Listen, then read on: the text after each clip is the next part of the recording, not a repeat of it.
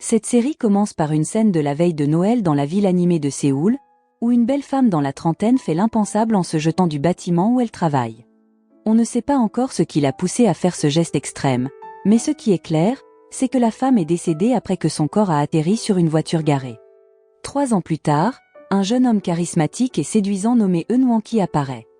Il est le PDG d'une entreprise de relations publiques, mais souffre d'une introversion extrême, ce qui le rend peu enclin à socialiser avec qui que ce soit, y compris ses propres employés. À cause de cela, des rumeurs circulent, disant que quiconque ose croiser le regard de Won-ki ressentira comme si son cœur se glaçait à cause de son regard perçant et mystérieux. En fait, en raison de son comportement réservé et silencieux, même sa secrétaire, Kim, a très peur et a du mal à transmettre les informations sur l'entreprise. Kim marche souvent sur la pointe des pieds et enlève ses chaussures pour ne pas faire de bruit qui pourrait déranger Won-ki. À ce moment-là, l'entreprise est occupée à préparer une présentation pour un projet de marketing d'opéra, et Won-ki doit assister à l'événement de répétition. Cependant, il confie cette tâche à l'un de ses subordonnés, son ami et vice-PDG de l'entreprise, Kang Woo-il, qui travaille dur et agit comme son bras droit. Grâce à cette tâche, la réputation de Woo-il a beaucoup grandi, éclipsant même celle du PDG. Avec assurance, Woo-il conduit la répétition de la présentation, impressionnant les autres employés, qui sont convaincus que ce projet surpassera leurs concurrents. De manière inattendue, l'entreprise rivale présente une copie identique à celle que Woo-il était sur le point de donner, provoquant la panique chez les employés qui n'ont pas eu le temps de préparer un nouveau matériel.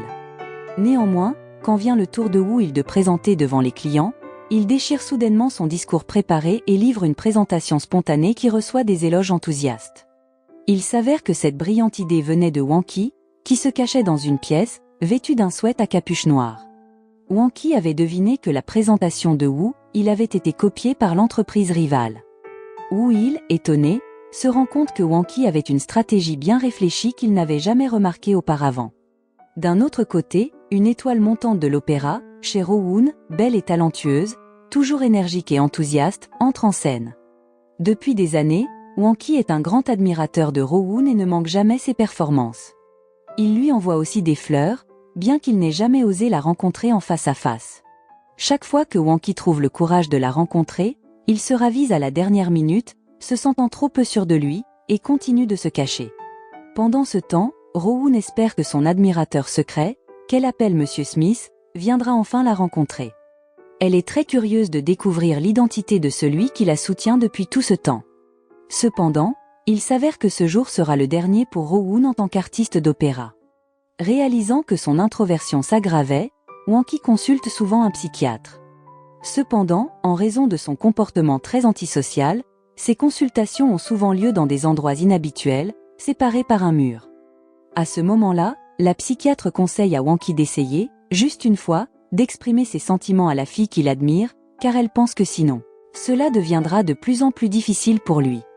Elle compare même cela à quelqu'un qui apprend à faire du vélo, soulignant qu'Won-ki doit s'entraîner régulièrement. En résumé, pendant qu'il fait de l'exercice, Won-ki répète constamment les phrases que la psychiatre lui a enseignées, ce qui conduit à des malentendus avec les femmes présentes. Ce qui frustre encore plus Won-ki. Dans l'ascenseur du bureau, Won-ki rencontre Woo-il, qui exprime sa déception envers lui pour ne pas avoir assisté à la fête de l'entreprise célébrant leur succès. Bien qu'Won-ki soit arrivé, il a changé d'avis après avoir entendu les employés parler de lui, et il est parti immédiatement. Pour aggraver les choses, les employés félicitaient également Woo-il pour son rôle majeur dans la réussite de l'entreprise. Plus tard, Won-ki apprend avec stupeur que la secrétaire Kim a décidé de démissionner, car elle se sent mal à l'aise de travailler pour un patron qu'elle trouve étrange, froid, et qui lui cause beaucoup de stress. Heureusement, Woo-il réussit à convaincre Kim de rester patiente encore un peu. Quelques jours plus tard, Won-ki décide de confesser à Ro-woon qu'il est son plus grand fan, alors il change d'apparence en allant dans un salon de luxe. Cependant, après s'être trop préparé et avoir imaginé le moment où il rencontrerait Ro-woon, Won-ki perd le contrôle et percute une voiture devant lui. À sa grande surprise, la femme qui sort de la voiture qu'il vient de percuter n'est autre que Ro-woon.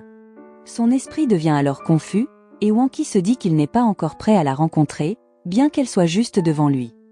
À ce moment-là, la nature introvertie de Won-ki refait surface, et il refuse d'ouvrir la fenêtre de sa voiture, se contentant de lui offrir de l'argent en compensation.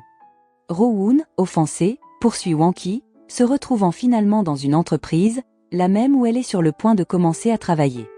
De la part d'un agent de sécurité, Ro-woon apprend que la voiture qu'il a percutée appartient au PDG. Elle décide donc de le confronter, pensant que l'argent n'est pas une solution juste. Ro-woon se rend alors au dernier étage et entre directement dans le bureau de Won-ki, puisqu'il n'y a pas de secrétaire présente. Won-ki, qui venait de sortir de la douche, est surpris de trouver une inconnue dans son bureau. À ce moment-là, Ro-woon se présente et évoque l'accident de voiture récent, mais Won-ki continue de l'éviter et tente désespérément de cacher son visage. Ce qui provoque une agitation interrompue finalement par la secrétaire Kim.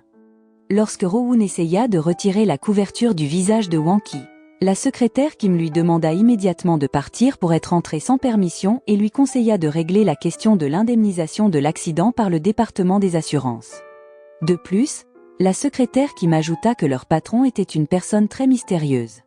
Par la suite, Ro-woon retrouva son supérieur, car c'était son premier jour de travail, et ils célébrèrent l'arrivée des nouveaux employés en chantant et en buvant dans un club. À ce moment-là, la personnalité joyeuse de Ro-woon et sa capacité à détendre l'atmosphère impressionnèrent Woo-il, bien qu'au début un des employés l'avait sous-estimé en raison de son parcours scolaire. Lorsque l'occasion se présenta, Ro-woon parla avec Woo-il du comportement étrange de leur PDG. Le lendemain au travail, Ro-woon recueillit des informations sur Won-ki auprès d'un agent de sécurité, qui lui dit que le PDG était connu pour ses habitudes étranges. Comme commander des couteaux en pleine nuit sans explication. Ro-woon commença aussi à se rapprocher de la secrétaire Kim en l'invitant à boire une tisane. Pendant leur conversation, la secrétaire Kim avoua qu'elle ne supportait plus de travailler pour un patron comme Won-ki. Elle se rappela d'un moment où elle avait vu Won-ki traîner un sac, ce qui l'avait rendue encore plus curieuse de savoir ce qu'il contenait. Ainsi, les soupçons de Ro-woon grandirent, et elle commença à penser que Won-ki pouvait être un psychopathe. De manière inattendue, la raison pour laquelle Won-ki collectionnait des couteaux était parce qu'il aimait cuisiner et avait besoin de différents couteaux pour diverses tâches. Le sac qu'il transportait contenait en réalité des radis qu'il voulait cuisiner, et il avait prévu d'inviter sa secrétaire à partager ce repas. Cependant, comme la secrétaire Kim le voyait déjà comme une figure effrayante, elle refusa l'invitation à déjeuner, même si elle avait très faim, au point que son estomac se mit à lui faire mal. Dans son bureau, Won-ki avait préparé un repas spécial pour elle, mais au final, il le mangea seul. Peu de temps après, la secrétaire Kim ne put plus supporter la douleur causée par le manque de repas, mais elle n'osa pas demander à Won-ki la permission de faire une pause, pensant à tort qu'il lui avait ordonné de rester en service et de ne pas se reposer. Heureusement, Ro-woon remarqua que la secrétaire Kim était sur le point de s'évanouir, alors elle l'emmena rapidement à l'hôpital. Au même moment, Won-ki rendait visite à ses parents. Ils étaient très heureux de le voir, tout comme sa jeune sœur, Yi-su, car cela faisait longtemps qu'Won-ki n'était pas venu. Yi-su était très proche de son frère, l'aidant même à ranger et à lui couper les cheveux. Elle était également curieuse de savoir si Won-ki avait une petite amie à ce moment-là. Peu de temps après, Won-ki reçut un appel de Woo-il lui annonçant que la secrétaire Kim avait été hospitalisée à cause d'un ulcère à l'estomac et de l'épuisement dû au travail. En voyant la secrétaire Kim être soignée, Ro-woon se souvint soudain de sa défunte sœur aînée, Ji-hye, qui avait fait l'impensable dans le bâtiment de l'entreprise. C'était la raison pour laquelle Ro-woon avait rejoint la société de Won-ki. Elle voulait découvrir la vérité sur ce qui était arrivé à sa sœur. D'après ses observations, Ro-woon croyait que Won-ki était une personne cruelle, ce qui renforça sa détermination à prouver que la mort de sa sœur était liée à lui. Cependant, en réalité, Won-ki était un homme gentil qui avait toujours été celui qui offrait des fleurs à Ro-woon. Après l'une de ses performances d'opéra, ces fleurs de Won-ki avaient beaucoup compté pour elle. Quand elle se sentait découragée, ces fleurs lui avaient donné la force et la motivation de se relever. Bien qu'elle ne sache toujours pas que c'était Won-ki qui les lui avait envoyés sous le pseudonyme de Monsieur Smith. Ce soir-là, Won-ki avait même réussi à assister à l'opéra de Ro-woon. Malheureusement, Ro-woon avait déjà démissionné. Le lendemain, Won-ki trouva le courage de rendre visite à la secrétaire Kim à l'hôpital, où il s'excusa immédiatement et admit qu'il souffrait d'un trouble antisocial. Ce qui rendait difficile pour lui d'interagir avec les autres. Won-ki se sentit également coupable d'avoir fait travailler sa secrétaire au point qu'elle en oublie de manger. Il lui promit donc de prendre en charge ses frais d'hospitalisation et de lui trouver un psychiatre si elle se sentait traumatisée d'avoir un patron comme lui. En entendant cela, la secrétaire Kim se sentit triste, car elle avait mal jugé Won-ki pendant tout ce temps. Cependant, La nouvelle selon laquelle Wanki avait maltraité sa secrétaire s'était déjà répandue en ligne. Finalement, l'information atteignit même le père de Wanki, qui jouait au golf à ce moment-là. La situation au bureau devint de plus en plus chaotique, car tous les employés étaient occupés à répondre aux appels des médias cherchant à confirmer l'histoire. Wanki, qui n'avait aucune idée de ce qui se passait, devint visiblement anxieux lorsque des journalistes arrivèrent soudainement. Heureusement, les journalistes ne le reconnurent pas, et la situation fut rapidement gérée par Will. Rowoon, qui se trouvait dans l'entreprise à ce moment-là, se précipita immédiatement pour rattraper Wanki, qui tentait de s'échapper dans l'ascenseur. Cependant, alors qu'elle allait lui demander s'il était vraiment Wanki, Will intervint et demanda à Rowoon de prendre un autre ascenseur. À ce moment-là, Wanki trouva étrange que Rowoon soit toujours dans les parages de son entreprise, alors il demanda à Will de quoi il s'agissait. Celui-ci lui expliqua que Rowoon était une nouvelle employée. Cela laissa Wanki perplexe, se demandant pourquoi Rowoon, une talentueuse artiste d'opéra, avait choisi de travailler dans son entreprise. Cependant, avant qu'Wanki puisse enquêter sur ses véritables intentions, il devait d'abord régler ses propres problèmes. Peu de temps après, Wanki rencontra la secrétaire Kim et lui conseilla de ne pas admettre les rumeurs, car cela pourrait la protéger d'un licenciement. Ensuite, Wanki monta sur le toit et se souvint que ce qui était arrivé à la secrétaire Kim ressemblait étrangement à ce qui s'était passé avec Jie 3 ans plus tôt. Juste avant qu'elle ne commette l'irréparable. De manière inattendue, Wanki réalisa qu'il s'était éloigné et avait changé de comportement après un malentendu avec Jie. À ce jour, Wanki se sent toujours coupable et ne peut que s'excuser. Peu après, Rowoon arriva sur le toit, surprenant Wanki et le faisant presque tomber. Heureusement, Rowoon le rattrapa rapidement, ce qui rendit Wanki très nerveux à cause de son comportement agressif envers lui. Wanki ne pouvait même pas la regarder dans les yeux pendant qu'elle le maintenait au sol, et il finit par s'enfuir dans son bureau. Wanki, estimant que tous les problèmes étaient de sa faute, prévoyait de prendre ses responsabilités et de s'excuser publiquement devant les journalistes. Il avait aussi l'intention de révéler son identité pour la première fois devant tout le monde. Cependant, alors qu'il s'apprêtait à faire sa confession, Will l'arrêta, ne voulant pas que les événements d'il y a 3 ans soient évoqués à nouveau. Will avait déjà prévu son propre plan pour gérer la situation, disant aux médias que, pour assumer ses responsabilités, Wanki démissionnerait de son poste de PDG. Au début, Wanki refusa l'idée, car il voulait assumer lui-même la responsabilité des problèmes qu'il avait causés. Mais Will se mit alors en colère et demanda à Wanki s'il pensait pouvoir faire face aux journalistes, sachant qu'il devenait toujours nerveux et anxieux lorsqu'il rencontrait quelqu'un. Finalement, Wanki décida de ne pas admettre ses erreurs et demanda à Will de s'occuper du problème. Peu de temps après, Will amena la secrétaire Kim pour qu'elle confesse devant les journalistes que les rumeurs sur la mauvaise conduite de Wanki n'étaient pas vraies. Il s'avéra que Wanki l'avait visité à l'hôpital pour prendre de ses nouvelles et avait montré de la bienveillance en tant que patron, bien qu'elle ait été payée pour le dire. De son côté, Rowoon trouva que la confession de la secrétaire Kim était fausse et soupçonna qu'elle avait été intimidée par Wanki. En colère, car elle croyait que Wanki essayait d'éviter de prendre ses responsabilités, Rowoon confronta la secrétaire Kim à ce sujet. Cependant, la secrétaire Kim insista sur le fait qu'elle ne mentait pas au sujet de la visite de Wanki à l'hôpital.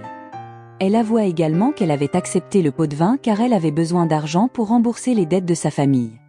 Les paroles de la secrétaire Kim rappelèrent à Rowoon sa sœur défunte, qui aurait peut-être fait la même chose si elle avait été à la place de la secrétaire Kim. Après cet incident, la secrétaire Kim démissionna. Pendant ce temps, Wanki fut puni par son père, qui estimait que son fils n'était pas assez compétent pour continuer à diriger l'entreprise. Comme punition, son père l'emmena jouer au tennis sur le toit et lui envoya délibérément des balles dessus, laissant Wanki avec une épaule meurtrie. Ensuite, il l'emmena aussi au sauna et l'entraîna à socialiser avec les autres.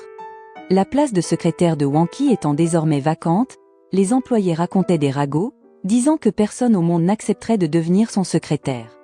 Compte tenu de son comportement étrange et arrogant.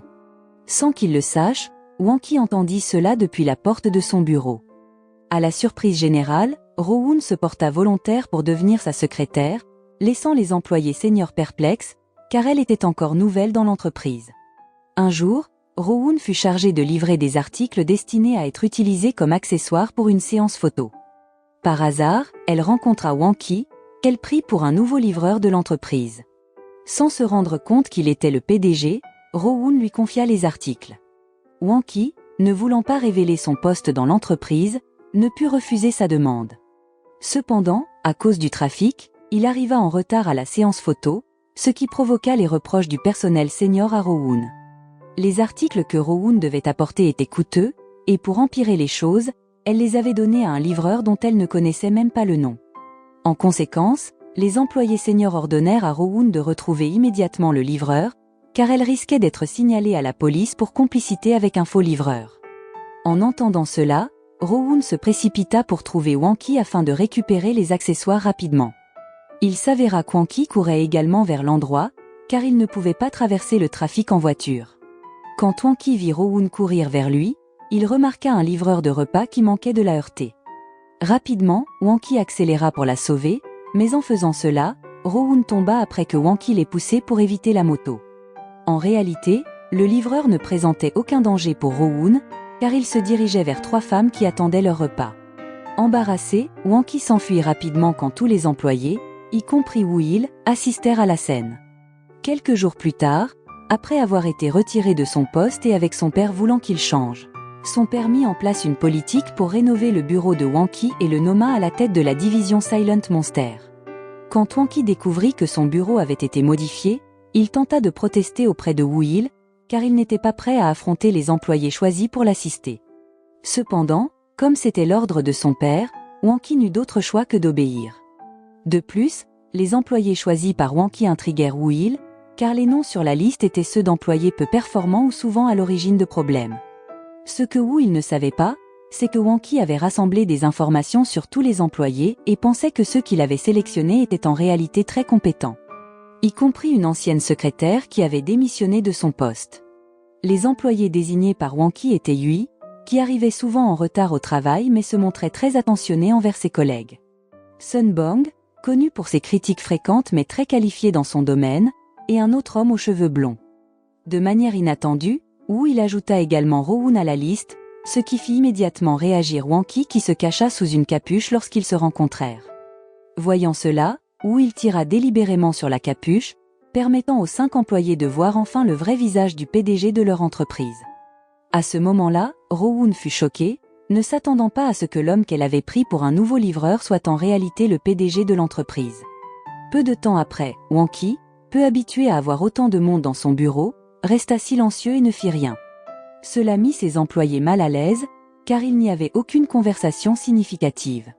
Au milieu du silence, Wanki leur dit soudain de travailler de manière plus détendue sans se soucier de sa présence. Cependant, Yui mal interpréta cela, pensant que Wanki leur demandait de rapprocher leur bureau du sien. Rowoon, mal à l'aise avec l'atmosphère tendue, prit l'initiative de suggérer aux autres employés de célébrer la création de la nouvelle division avec une petite fête. Rowoon acheta alors du café et quelques gâteaux, mais lorsque Wanki but le café, il ne le supporta pas car il était trop amer. En essayant d'ajouter du sucre, Wanki se précipita vers la cuisine, ne voulant pas que ses employés pensent qu'il rejetait leur café, alors qu'il recrachait discrètement sa boisson. Cependant, ses actions furent mal interprétées par tous les employés, y compris Rowoon. Pour empirer les choses, Rowoon le vit jeter le café, ce qui la poussa à dire que son patron manquait d'empathie en jetant la boisson qu'elle avait achetée. Ne voulant pas que Wanki se sente coupable, Woo-il tenta de prendre un couteau pour couper le gâteau. Cela surprit Rowoon, car le placard de la cuisine était rempli de couteaux que Wanki avait collectionnés à cause de sa passion pour la cuisine. Rowoon, qui croyait aux rumeurs selon lesquelles Wanki était un psychopathe responsable de la mort de sa sœur, devint encore plus suspicieuse. Finalement, Wanki quitta la pièce, se sentant étouffé par le nombre de personnes présentes. Il se rendit au parking pour exprimer sa frustration et aperçut Woo-il en train d'inviter Rowoon à monter dans sa voiture. La proximité entre Woo-il et Rowoon rappela à Wanki un incident survenu 3 ans plus tôt, lorsque Ji-hye et Woo-il étaient ensemble dans une voiture, affichant de l'affection. Craignant pour la sécurité de Rowoon, Wanki appela Woo-il, mais celui-ci raccrocha immédiatement, disant qu'il conduisait. Voir Rowoon partir avec Woo-il plongea Wanki dans un tourment mental. Bien que son véritable objectif en se rapprochant de Woo-il soit d'en savoir plus sur Wanki, Woo-il avait sa propre motivation pour emmener Rowoon. Il voulait lui présenter un artiste renommé qui, malgré un scandale, semblait être le client idéal pour Silent Monster. En conséquence, Wanki, ignorant les véritables intentions de Woo-il, parut contrarié dans son bureau, ce qui poussa tous les employés à inciter Rowoon à revenir immédiatement. Pensant que Wanki était en colère parce qu'elle était partie sans le prévenir. À cause de cela, Rowoon retourna immédiatement au bureau. Cependant, à son arrivée, Wanki l'ignora et lui demanda simplement de nettoyer les restes du gâteau qu'il venait de manger. Cela rendit Rowoon furieuse, pensant que Wanki se moquait d'elle. En rentrant chez elle, qui servait également de salon de coiffure pour son père, Rowoon était toujours irritée. De plus, sa relation avec son père semblait distante, leur conversation se limitant à lui demander si elle avait mangé ou non. Heureusement, Rowoon réussit à sourire à nouveau en voyant un bouquet de fleurs envoyé par Monsieur Smith. Un peu plus tard, Rowoon fut rappelée au bureau. Comme d'habitude, elle fut surprise par l'apparition soudaine de Wanki tenant un couteau, bien qu'il ait simplement l'intention de l'utiliser pour couper du poisson fermenté. Peu de temps après, il arriva avec l'artiste renommé qui devait devenir leur client. Cela excita tous les employés, car ils avaient désormais un client qui était même une idole. Pendant ce temps, Wanki ne put qu'essayer de contenir sa frustration en voyant le désordre dans son bureau. Après avoir écouté l'artiste expliquer les accusations liées à son scandale, Wanki, avec son approche calme, résolut facilement toute l'affaire. Rowoon assista à cela et réalisa que son jugement précédent sur Wanki était très erroné, car il s'avérait être une personne véritablement gentille. Cependant, Wanki avait du mal à exprimer sa gentillesse en raison de sa nature extrêmement introvertie. Un jour, Rowoon demanda pourquoi Wanki semblait toujours porter le poids de la culpabilité, comme s'il avait commis une terrible erreur. Cela rappela à Wanki son passé, lorsque Jie était décédé. De plus, après la mort de sa sœur, la famille de Rowoon, autrefois heureuse, sombra soudainement dans le malheur. Rowoon fut profondément bouleversée par la perte de sa sœur bien-aimée, se sentant comme si son monde s'était écroulé et qu'elle avait perdu le goût de vivre. C'est pour cette raison que Wanki se sent toujours coupable, croyant même qu'il était responsable des actions radicales de Jie. Le lendemain, Rowoon, maintenant curieuse à propos de Wanki, tenta de découvrir ce qu'il faisait lorsqu'il était seul. Pour cela, elle arriva délibérément plus tôt au bureau afin d'observer en secret ce que Wanki faisait. À ce moment-là, Rowoon fut choquée de voir Wanki, habituellement froid, danser avec énergie, ce qui la laissa incrédule.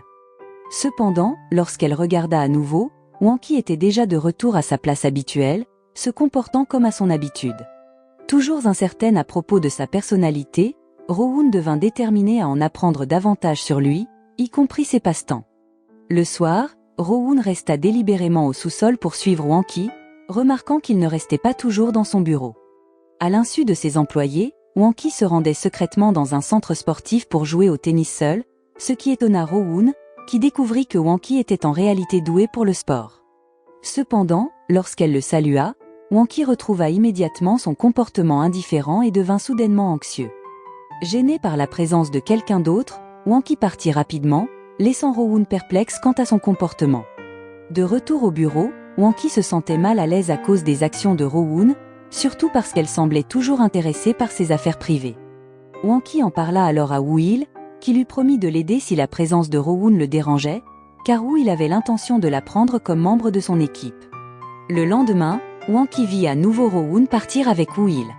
Cela ne fit qu'aggraver son problème, bien que la véritable raison pour laquelle Rowoon rencontrait souvent Woo-il soit qu'elle voulait en savoir plus sur Wanki.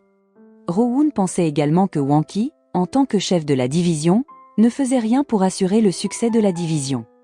Pendant ce temps, Woo-il semblait développer un intérêt pour Rowoon, qui était à la fois attirante et naïve. Il semblait profiter de la curiosité de Rowoon à propos de Wanki comme un moyen de passer du temps seul avec elle. Woo-il alla même jusqu'à lui montrer son influence au sein de l'entreprise en la présentant à certains clients importants. Quand Rowoon rentra chez elle, elle se rappela de son objectif initial en travaillant dans l'entreprise de Wanki, qui était de découvrir pourquoi Jie avait fait l'impensable. Rowoon croyait que sa sœur n'aurait jamais pris une décision aussi extrême à moins que quelque chose ne l'ait poussée à le faire. Après tout, Jie était connue au sein de la famille pour avoir une bonne personnalité et n'avait jamais eu de problème ni d'ennemis. Le lendemain au bureau, dans une ambiance habituellement froide, Rowoon et ses collègues furent surpris lorsque, pour la première fois, Wanki leur donna un ordre. À ce moment-là, Wanki leur demanda de ne rencontrer personne, une demande déraisonnable que Rowoon ignora en répondant à un appel téléphonique. Cela exaspéra encore plus Wanki, d'autant plus que l'ordre s'adressait spécifiquement à elle, qui parlait souvent à Woo-il. De manière inattendue, L'appel que Rowoon reçut venait du PDG d'une entreprise de ramen que Woo-il lui avait présenté la veille. Ce client souhaitait utiliser les services de Silent Monster. Wonky, qui se trouvait à proximité, fut immédiatement persuadé par Rowoon d'accepter le projet. Rowoon demanda même la permission d'accompagner le PDG pour jouer au tennis contre un mur, comme Wonky le faisait souvent. Bien sûr, Wonky refusa cette idée, mais il finit par se rendre au centre sportif. À ce moment-là, la nature introvertie de Wonky réapparut lorsqu'il refusa de renvoyer la balle au PDG, ce qui frustrera ce dernier, qui se sentit comme s'il était pris pour un jeu. Les choses s'aggravèrent lorsque le PDG commença à flirter avec Rowoon, poussant Wonky à agir avec fermeté. D'un coup puissant, il frappa le PDG au visage avec la balle, le blessant. Le PDG dut être transporté à l'hôpital, et l'accord avec Silent Monster fut annulé. Où il dut même intervenir pour nettoyer le désordre causé par Wonky. Wonky, sentant que Woo-il profitait toujours de ses problèmes pour renforcer sa propre réputation, lui dit de ne pas être trop avide et de cesser de se mêler de ses affaires. Comme pour confirmer ses paroles, Woo-il justifia ses actions en affirmant que tout ce qu'il faisait visait à protéger les employés. Tout ce temps, Wonky n'avait pas été capable de faire cela car il avait toujours gaspillé du temps et des opportunités. Bien que blessé par ces mots, Wonky ne put répondre, car il y avait une part de vérité dans ce que disait Woo-il. De plus, la division Silent Monster, qu'il dirigeait, n'avait encore montré aucun progrès, et ses 5 employés risquaient désormais d'être licenciés. Après cette confrontation, Wonky commença à travailler dur seul, menant des recherches sur le ramen. Lorsque ses 5 employés entraient dans le bureau, ils restaient généralement inactifs toute la journée en raison du manque de travail, mais cette fois, ils furent choqués lorsque Wonky assigna soudainement à Yui la tâche de faire une présentation. Cependant, comme cela faisait longtemps que Yui n'avait pas fait de présentation, elle sembla désorientée par cette demande soudaine. Le jour de la présentation, un autre problème surgit lorsque Yui arriva en retard et risquait de ne pas arriver à temps. Sentant qu'il n'avait pas d'autre choix, Wonky se prépara rapidement à partir, mais Rowoon et les autres l'arrêtèrent et incitèrent leur patron à faire la présentation à la place de Yui. Lorsque Wonky commença la présentation, il se sentit immédiatement submergé, paniqué et nerveux devant tout le monde. Voyant cela, Rowoon devint anxieuse, ne s'attendant pas à ce que Wonky soit incapable de dire quoi que ce soit. Finalement, Wonky quitta brusquement la salle et s'enferma dans son bureau. Cet incident fit que tous les employés se sentirent coupables d'avoir poussé imprudemment leur patron à faire la présentation. Pour aggraver la situation, Wonky verrouilla la porte de son bureau, et même Woo-il, qui réussissait habituellement à le persuader, échoua cette fois-ci. Se sentant coupable, les employés se retrouvèrent dans un café pour discuter de la situation en buvant. Pris dans leur conversation, ils finirent par être fortement ivres, et Rowoon, sans s'en rendre compte, appela Wonky. Sachant que ses employés étaient ivres, Wonky se dépêcha de les rejoindre. Cependant, cela se transforma en tracas pour lui, car il dut raccompagner chaque employé chez lui, un par un. Enfin, il dut s'occuper de Rowoon, qui devint très agressif sous l'influence de l'alcool. À ce moment-là, Rowoon exprima qu'elle avait l'impression que Wonky méprisait toujours ses employés, comme s'ils ne servaient à rien. Cependant, de l'autre côté, Wonky essayait constamment de protéger ses employés en secret. Rowoon ajouta que si Wonky continuait ainsi, à la fin, il n'y aurait plus d'employés à protéger. En entendant les paroles de Rowoon, Wonky se rappela du passé, lorsque Jie était encore sa secrétaire. Grâce à sa nature gentille, Jie avait la capacité d'aider Wonky à sortir de son caractère introverti. Wonky n'hésitait même pas à demander conseil à Jie sur la façon d'aborder les femmes, malgré ses propres insécurités. Jour après jour, la relation entre Wonky et Jie devint plus qu'une simple relation de patron et subordonné, ils étaient devenus de proches amis. Grâce au conseil de Jie, Wonky réussit à se rapprocher d'une femme nommée Yoon-jeon, une amie de ses années universitaires. À cette époque, Wonky était très heureux car, malgré sa nature introvertie, il était capable de maintenir une relation avec Yoon-jeon. En signe de gratitude, Wonky offrit un jour à Jie une paire de chaussures. De manière inattendue, Woo il était également en couple avec Isu. Un jour, Woo il demanda à Wonky la permission de se rapprocher de Jie car il souhaitait obtenir ses conseils pour améliorer sa relation avec Isu. Au début, Wonky refusa cette demande, craignant que Woo il ne profite de Jie. Malgré cela, Wonky finit par lui permettre de devenir son ami. Au fil du temps, Woo il développa des sentiments pour Jie, qui n'aimait en réalité pas Isu. Cependant, à cette époque, la mère de Wanki ordonna à Woo-il de se fiancer à sa fille. Woo-il, qui obéissait toujours aux souhaits de sa famille, se résigna à cette décision de fiançailles, se sentant redevable envers la famille de Wanki qui l'avait sorti de l'orphelinat. Malgré cela, Woo-il continua secrètement à se rapprocher de Ji-hye, qui préférait Wanki. Cela devint évident lorsque Ji-hye voulut offrir à Wanki un croquis qu'elle avait dessiné elle-même. Ji-hye trouva également le courage d'inviter Wanki à une représentation d'opéra où Ro-woon se produisait. Cependant, Wanki avait déjà prévu un premier rendez-vous avec Yoon-jang ce jour-là. Lorsque Ji-hye s'apprêtait à offrir son croquis à Wanki, Woo-il vit la situation et demanda à avoir le croquis pour lui-même. Finalement, elle lui donna le croquis. Un jour, Woo-il croisa le père de Wanki en sortant de son bureau. Poussé par la curiosité, il enquêta sur ce que faisait le père de Wanki et découvrit un dispositif de surveillance utilisé pour surveiller ses activités. Cette révélation bouleversa Woo-il, car il réalisa qu'il était encore considéré comme un étranger par la famille de Wanki, malgré le fait qu'il ait toujours obéi à leurs souhaits. Y compris les fiançailles avec Yi-su. Se sentant déçu, Woo-il invita Ji-hye à l'accompagner dans une boîte de nuit. Sous l'influence de l'alcool, Woo-il perdit le contrôle et étreignit Ji-hye. Finalement, ils se retrouvèrent dans une voiture, et au même moment, Wanki les vit en train de se montrer affectueux. D'habitude ouvert avec Ji-hye, Wanki commença à adopter une attitude froide car il était profondément déçu. Cet incident poussa même Wanki à annuler un rendez-vous galant qu'il avait prévu pour le réveillon de Noël.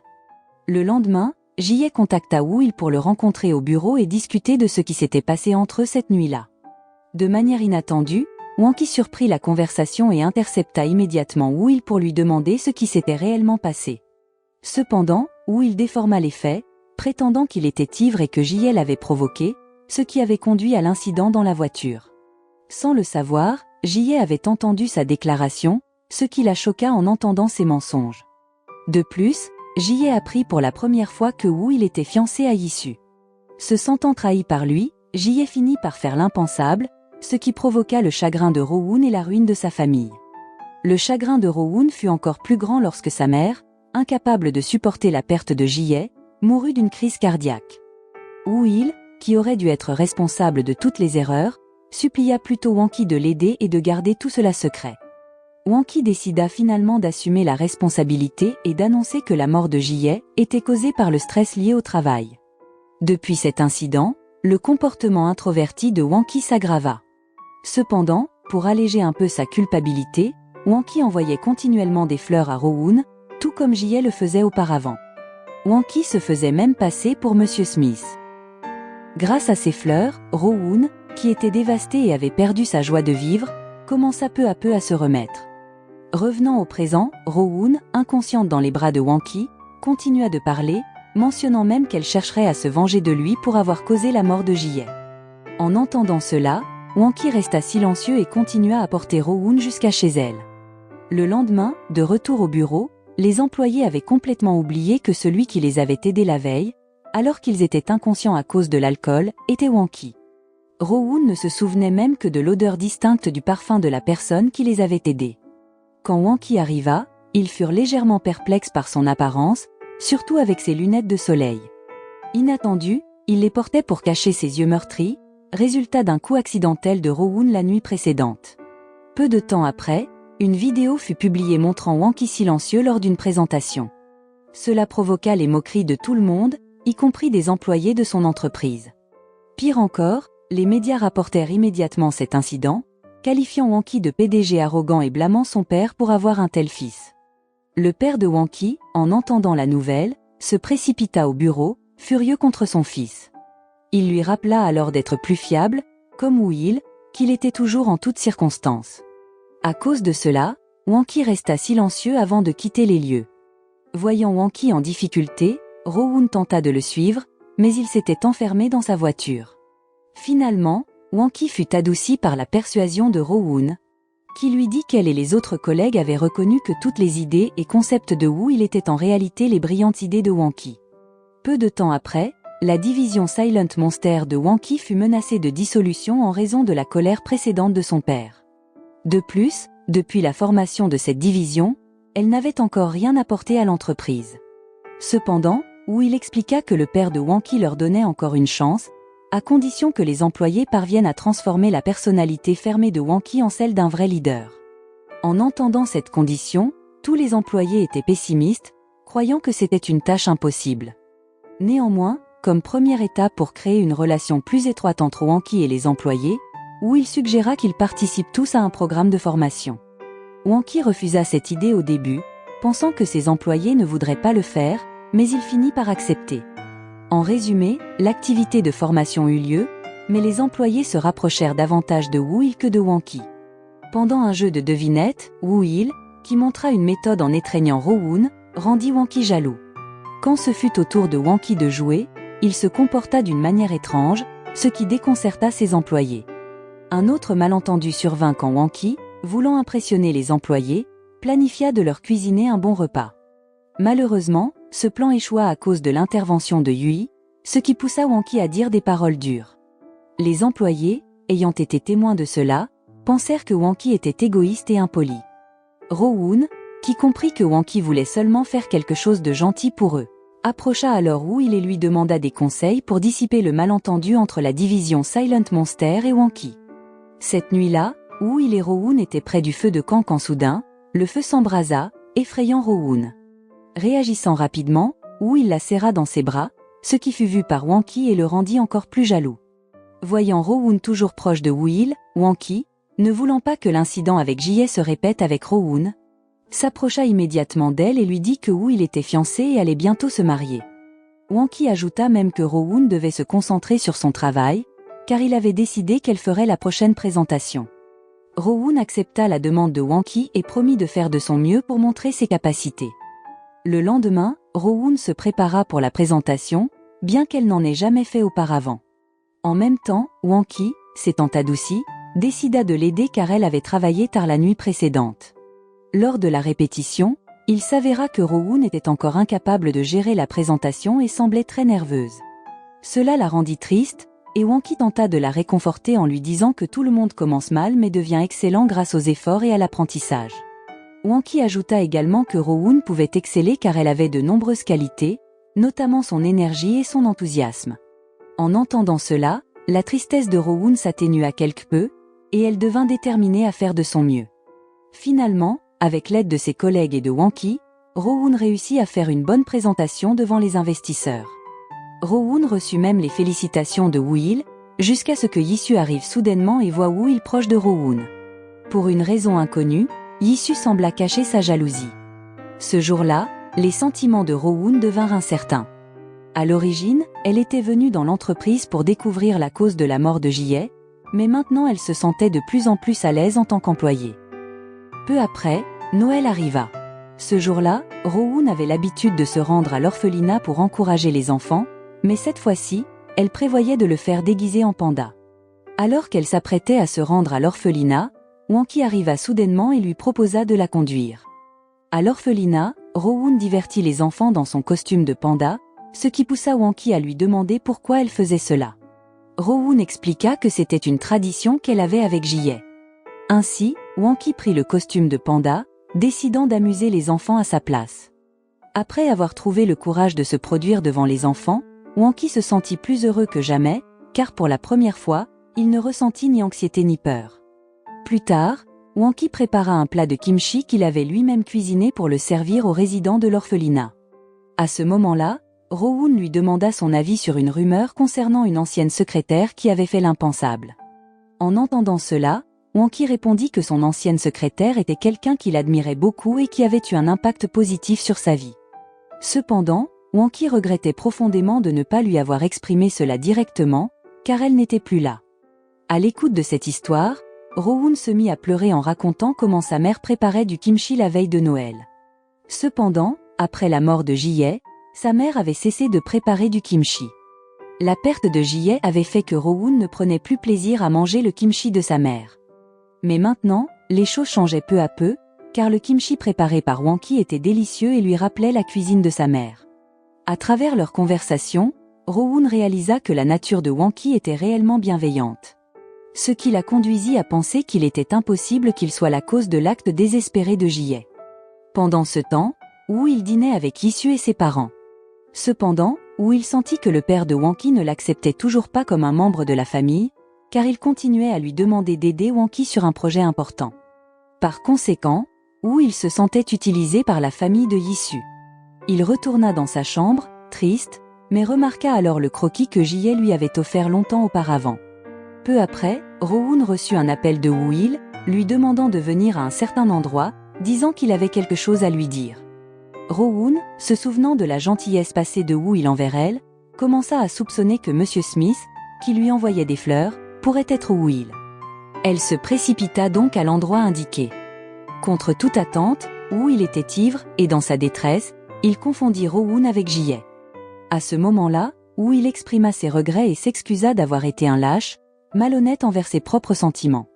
Rowoon, perplexe en entendant cela, ne comprit pas ses paroles. De plus, Woo-il étant presque inconscient à cause de l'alcool, Rowoon demanda la permission de lui donner un remède pour soulager son mal de tête. Pendant ce temps, Wanki, toujours à l'orphelinat, reçut un appel de Yisu l'informant que Woo-il avait disparu mais qu'il avait été retrouvé dans une boîte de nuit. Wanki, inquiet pour Rowoon après son départ soudain, demanda immédiatement si elle était également présente. De manière inattendue, Yisu, voyant Rowoon revenir après avoir acheté un remède contre le mal de tête, répondit que Woo-il était seul. Cela montrait que Yisu ne se souciait que de Woo-il, bien que celui-ci l'ignorât. Le lendemain, après avoir réfléchi à la gentillesse de Wanki, Rowoon fut vu en train de parler à un ami, lui annonçant qu'elle mettait fin à sa quête de vengeance. Rowoon sentit également que Wanki n'était pas la cause de la mort de Jae. En entendant cela, son ami se sentit soulagé, car il s'inquiétait que quelque chose de grave ne lui arrive. Cependant, Rowoon lui expliqua qu'elle ne quitterait pas l'entreprise, car elle voulait découvrir autre chose, notamment l'identité de Monsieur Smith. Rowoon souhaitait en réalité exprimer sa gratitude, car les fleurs l'avaient aidé à sortir de son passé sombre. De son côté, Wanki cherchait aussi à échapper à sa vie antisociale. Ce jour-là, il rendit visite à son psychiatre habituel, qui remarqua des progrès significatifs en lui, car il ne montrait plus de signes d'anxiété lorsqu'il parlait aux gens autour de lui. Le psychiatre lui conseilla même de se rapprocher de ses 5 employés au bureau. De manière inattendue, la division Silent Monster fut chargée de gérer un problème impliquant le PDG d'une compagnie aérienne accusée d'abus de pouvoir. Le lendemain, Wanki, assis plus près des employés pour la première fois, leur demanda nerveusement leur avis sur le problème du client. En réalité, aucune de leurs idées ne lui convenait. Cependant, Wanki avait une idée brillante pour résoudre le problème, mais il ne savait pas comment la présenter efficacement à ses employés. Frustré, il frappa la table, ce qui fit croire aux employés qu'il était en colère. Perdu dans sa confusion, Wanki consulta à nouveau le psychiatre pour demander conseil. Celui-ci lui suggéra de tisser des liens avec ses employés en les invitant à des activités sociales après le travail. Suivant le conseil du psychiatre, Wanki invita ses employés à un café. Cependant, il arriva en retard car il était occupé à choisir une tenue appropriée. Heureusement, un de ses employés l'aida à choisir un vêtement adéquat. À son arrivée au café, les employés furent étonnés par l'apparence beaucoup plus soignée de Wanki. Alors que l'ambiance devenait agréable, Woo-il et d'autres collègues arrivèrent de manière inattendue, rendant Wanki de nouveau mal à l'aise, car l'attention des employés se détourna vers Woo-il. Malgré cela, Wanki fit de son mieux pour s'intégrer. Peu après, Wanki, tenant un appareil photo, se mit à prendre de nombreuses photos de Rowoon. En photographiant, il vit Rowoon s'approcher de Woo-il pour lui parler en privé, ce qui le rendit jaloux. Wanki perdit alors le contrôle de ses émotions et cria sur Woo-il devant tout le monde. Réalisant son erreur, il quitta rapidement les lieux. Après cet incident, Wanki contacta le psychiatre pour parler de ses expériences de la journée.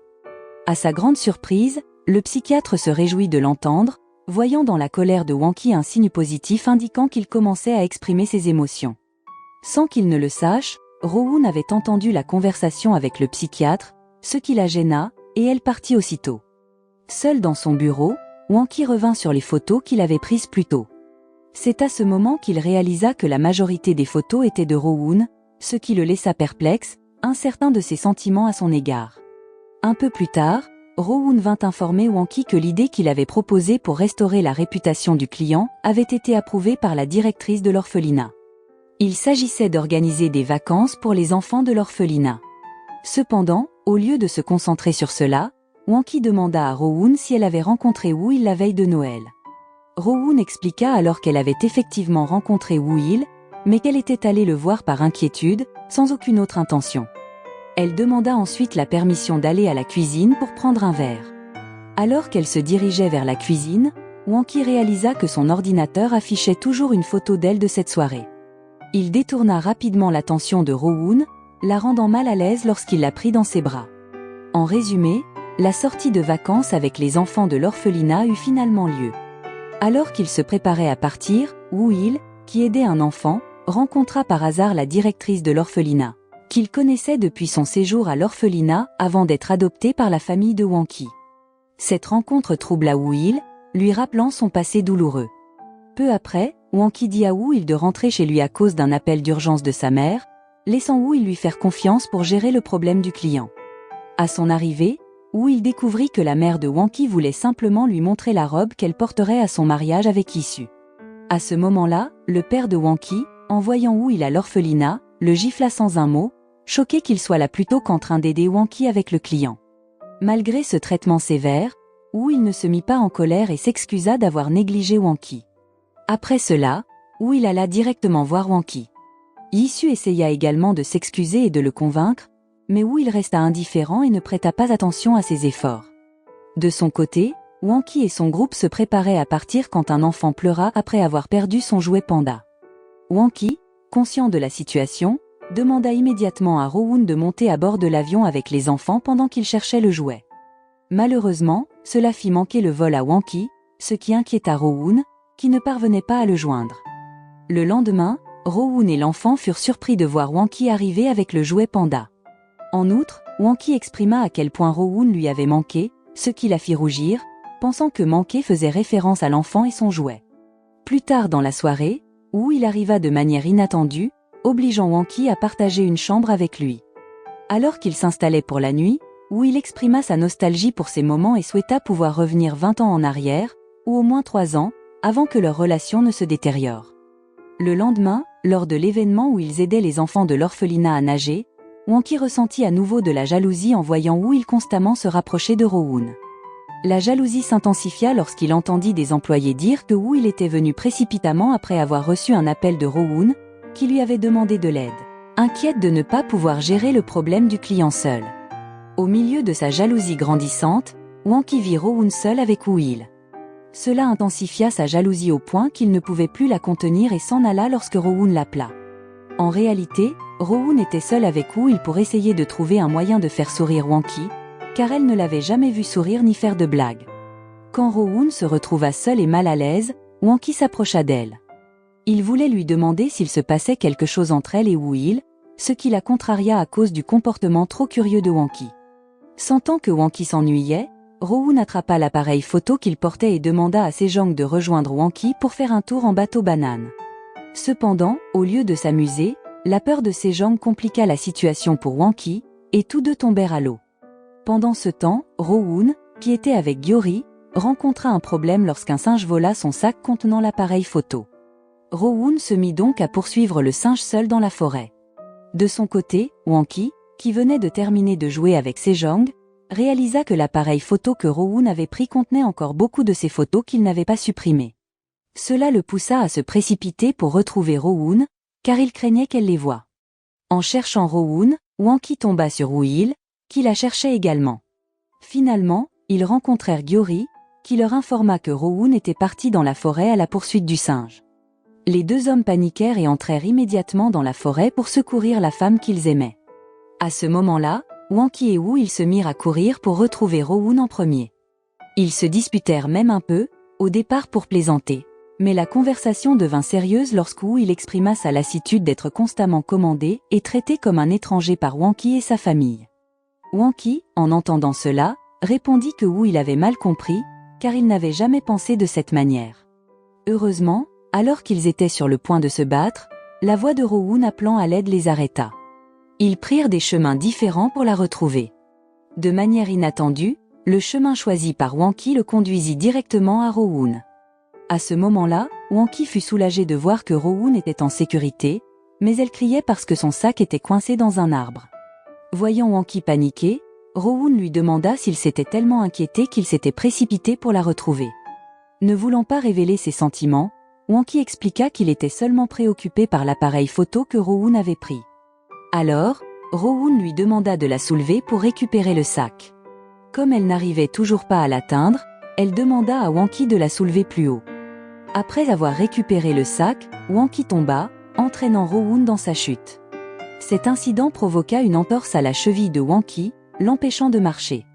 Heureusement, il arriva à temps pour porter Hwang-ki jusqu'à l'hôtel. Sans que Hwang-ki le sache, Rowoon avait déjà vu les photos sur l'appareil. Plus tard dans la soirée, Rowoon rendit visite à Hwang-ki et lui dit qu'elle avait vu les photos sur l'appareil. En entendant cela, Hwang-ki devint immédiatement confus et essaya de trouver une excuse pour expliquer comment il avait pris ces photos par accident. Cependant, il s'avéra que les photos que Rowoon avait vues étaient celles des activités de la division Silent Monster. Rowoon s'excusa ensuite de ne pas avoir réalisé à quel point Hwang-ki faisait attention à ses employés. Elle lui demanda également de ne pas changer comme il l'avait suggéré, car Rowoon était très heureuse de le voir tel qu'il était. En entendant cela, Hwang-ki sourit immédiatement, ce qui rendit Rowoon très heureuse, car c'était la première fois qu'elle voyait un sourire sincère de sa part. Cependant, ce moment de bonheur fut interrompu par l'arrivée soudaine de Woo-il, qui demanda à Rowoon de le suivre car il avait quelque chose à lui dire. Naturellement, Hwang-ki ne le permit pas, ce qui créa de nouvelles tensions entre eux. Comme aucun d'eux ne voulait céder, Rowoon ne savait pas comment les calmer. Finalement, elle proposa qu'ils se défient dans un concours de boissons. Au fur et à mesure que la nuit avançait, les deux hommes se retrouvèrent extrêmement ivres, et Rowoon dut les aider à regagner leur chambre.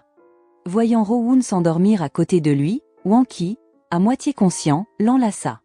À sa grande surprise, Rowoon ne résista pas, car elle avait commencé à éprouver des sentiments pour Hwang-ki.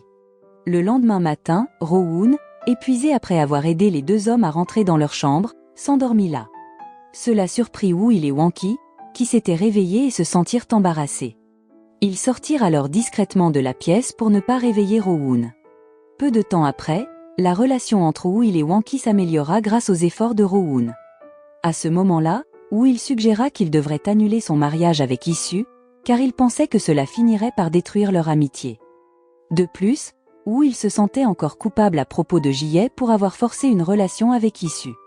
Par conséquent, Woo-il déclara qu'il ne referait pas la même erreur cette fois-ci. De manière inattendue, Hwang-ki ressentait la même chose, car il ne voulait pas répéter ses erreurs passées et ne serait plus indécis. Maintenant qu'il comprenait l'intention de Woo-il de faire de Rowoon sa petite amie. Par conséquent, Hwang-ki ressentit le besoin de protéger Rowoon, car elle était la sœur cadette de Ji-hye. En apprenant la véritable identité de Rowoon, Woo-il fut choqué d'apprendre qu'elle était la sœur biologique de Ji-hye. Hwang-ki avertit donc Woo-il de ne rien faire à Rowoon, car c'était lui qui la protégerait. Woo-il fut surpris par le courage de Hwang-ki et suggéra qu'il garde cela secret vis-à-vis de son père, car Rowoon pourrait être en danger. Finalement, Hwang-ki exprima sa confiance en Woo-il pour protéger également Rowoon. Peu après, Rowoon vint s'excuser auprès de Hwang-ki d'avoir dormi dans sa chambre, et il y avait maintenant un risque que la nouvelle se propage, car Sejong et d'autres étaient déjà au courant. Cependant, Hwang-ki lui dit de ne pas s'inquiéter, mais Rowoon tenta soudain de détendre l'atmosphère en taquinant Hwang-ki. Ce qui le fit sourire et transforma son humeur maussade en bonheur grâce à son attention. Quelques jours plus tard, les vacances se terminèrent. À l'aéroport, Hwang-ki vit quelqu'un tenant une pancarte qui lui rappela instantanément Yoon-jong, son premier amour qui avait disparu depuis longtemps. Il s'avéra que Yoon-jong était effectivement là, venant juste d'arriver de l'étranger. Yoon-jong tenta même d'appeler Hwang-ki, mais il ne l'entendit pas, étant concentré sur Rowoon. Pendant ce temps, Woo-il, qui venait d'arriver au bureau, devait faire face à la réalité que son engagement avec Issue avait été annoncé. Bien qu'il ne soit pas préparé à cette nouvelle, car la famille de Issue ne lui en avait pas parlé au préalable, Woo-il ne pouvait pas rejeter leur décision. Même si Issue savait que Woo-il n'avait pas de sentiments pour elle, elle affichait une expression heureuse, ce qui ne faisait qu'augmenter la pression sur Woo-il. Woo-il rencontra ensuite Hwang-ki pour discuter de Rowoon, suggérant qu'il serait préférable de l'éloigner de l'entreprise afin que le père de Hwang-ki ne découvre pas son existence. Cependant, Hwang-ki lui demanda de ne rien faire et de lui donner du temps pour réfléchir. Au cours de leur conversation, Rowoon arriva soudainement, ce qui poussa Woo-il à partir immédiatement. À ce moment-là, Woo-il adopta une attitude froide envers Rowoon, qui était confuse par la situation. Rowoon demanda alors à Wanki ce qui se passait, mais il ne lui donna pas de réponse à sa curiosité.